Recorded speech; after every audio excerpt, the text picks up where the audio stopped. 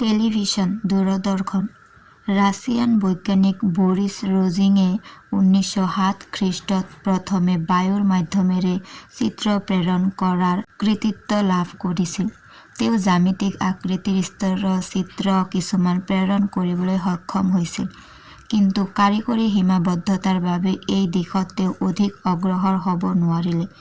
তথাপি টেলিভিছনৰ আৱিষ্কাৰৰ ইতিহাসত বাটকটীয়া হিচাপে তেওঁক শ্ৰদ্ধাৰে সোঁৱৰা হয়। 16 বছৰৰ পাছত 1923 খ্ৰীষ্টত স্কটলেণ্ডৰ জন লগি বেয়াৰ্ডে টেলিভিছন ব্যৱস্থাৰ আৱিষ্কাৰক হিচাপে পেটেণ্ট লাভ কৰে। 1925 খ্ৰীষ্টৰ অক্টোবৰ মাহৰ এটা শুক্ৰবাৰে তেওঁ প্ৰথমবাৰৰ বাবে উইলিয়াম টেইনটন নামৰ এজন লোকৰ চিত্ৰ এই ব্যৱস্থাৰে ট্ৰেন্সমিটাৰৰ পৰা পৰ্দালৈ প্ৰেৰণ কৰিবলৈ সক্ষম হৈছিল। টেলিভিছনৰ পৰ্দাত দৃশ্যমান হোৱা বিশ্বৰ এই প্ৰথম লোকজন বেয়াৰ্ডৰ লণ্ডনৰ কৰ্মশালাৰ এক মহলাৰ তলৰ এটা কাৰ্যালয়ৰ কৰ্মচাৰী আছিল। আমোদজনক কথা যে জোৰ জবৰদস্তি কৰি আৰু ধনৰ লোভ দেখুৱাইহে বেয়াৰ্ডে তেওঁক ট্ৰেন্সমিটাৰৰ সন্মুখত থিয় কৰাব পাৰিছিল। বেয়াৰ্ডে আৱিষ্কাৰ কৰা ব্যৱস্থাটো পৰৱৰ্তী 15 বছৰৰ ভিতৰত অচল হৈ পৰে আৰু নতুন সুবিধাজনক ব্যৱস্থাৰ উদ্ভাৱন ঘটে। কিন্তু অনাতাঁৰ দৰ্শনৰ ঘটনাটো প্ৰথমবাৰৰ বাবে ৰাজহুৱাভাৱে প্ৰদৰ্শন কৰাৰ বাবে টেলিভিছনৰ আৱিষ্কাৰক হিচাপে তেওঁ আজিও বিশ্বত বিখ্যাত হৈ আছে। একে বছৰেই ভ্লাদিমিৰ জুৰিকিনেও টেলিভিছনৰ পেটেণ্ট লাভ কৰিছিল। টেলিভিছন উদ্যোগত আজিও তেওঁ উদ্ভাৱন কৰা সূত্ৰ ব্যৱহাৰ কৰা হয়। ছপাশাল জাৰ্মানীৰ জোহানেছ গুটেনবাৰ্গে 1450 খ্ৰীষ্টত প্ৰথমে সফলভাৱে ছপাশাল নিৰ্মাণ কৰি উলিয়াইছিল।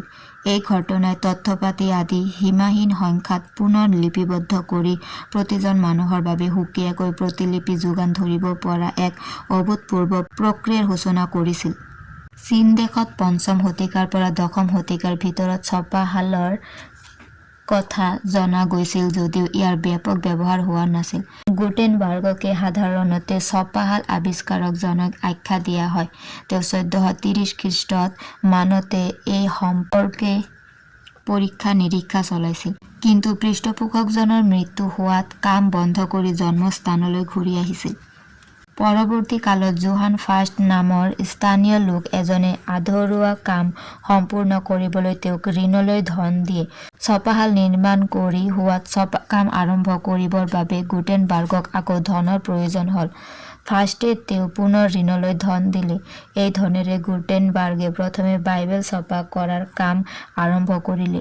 আমোদজনক কথা যে ছপাকাম সম্পূৰ্ণ কৰিবলৈ নপাওঁতেই ফাষ্টে ঋণলৈ দিয়া ধন ঘূৰাই বিচাৰি গুটেনবাৰ্গৰ ছপাশাল আৰু ব্যৱসায়ৰ ওপৰত আদালতত গোচৰ তৰিছিল। ছপাশালত ব্যৱহৃত ইটালিক আৰ্হিৰ আখৰৰ নামটো ইটালী দেশৰ পৰা উদ্ভৱ হৈছে। ভেনিচৰ এলিডন প্ৰেছ আদি আৰম্ভণি কালৰ ইটালিয়ান ছপাশাল সমূহত এনে আৰ্হিৰ আখৰ ব্যৱহাৰ কৰা হৈছিল। কম্পিউটাৰ কম্পিউটাৰৰ আৱিষ্কাৰ এটা একক ঘটনা নাছিল আৰু ইয়াৰ বাবে দীৰ্ঘকালৰ প্ৰয়োজন হৈছিল। তাৰোপৰি কোনজনৰ কোনটো আৱিষ্কাৰক বিশ্বৰ প্ৰথম কম্পিউটাৰৰ স্বীকৃতি দিব পাৰি, সিও এক জটিল সমস্যাত পৰিণত হৈছিল। ইংলেণ্ডৰ চাৰ্লছ বেবেজক কম্পিউটাৰ উদ্যোগত পিতামহ আখ্যা দিব পাৰি। তেওঁ 1853 খ্ৰীষ্টত এনালাইটিকেল ইঞ্জিন নামেৰে প্ৰথম কম্পিউটাৰৰ আৰ্হি নিৰ্মাণ কৰি উলিয়াইছিল।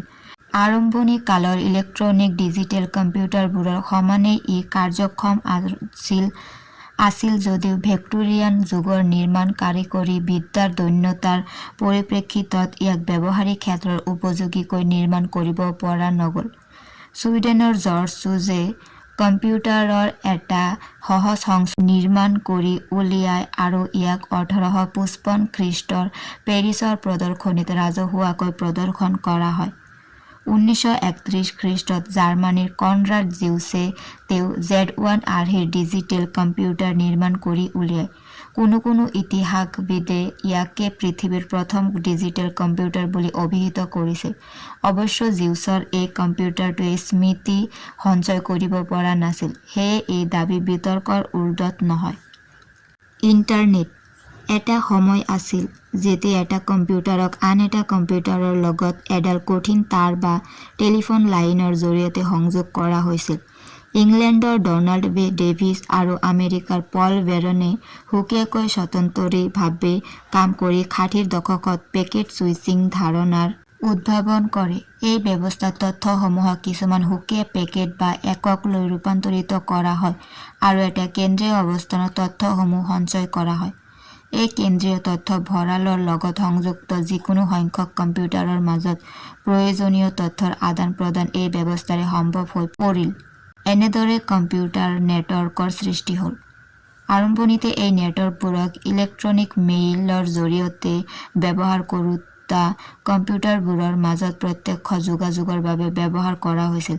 পিছৰ এক দশকৰ ভিতৰত বহুতো উপ নেটৱৰ্ক গঢ়ি উঠিল আৰু সম্প্ৰচাৰ নিয়ন্ত্ৰণ প্ৰাক্কলন বা আৰম্ভণিৰ প্ৰাক্কলন আদিৰ জৰিয়তে বিভিন্ন নেটৱৰ্কৰ মাজত যোগাযোগ সম্ভৱ হৈ উঠিল।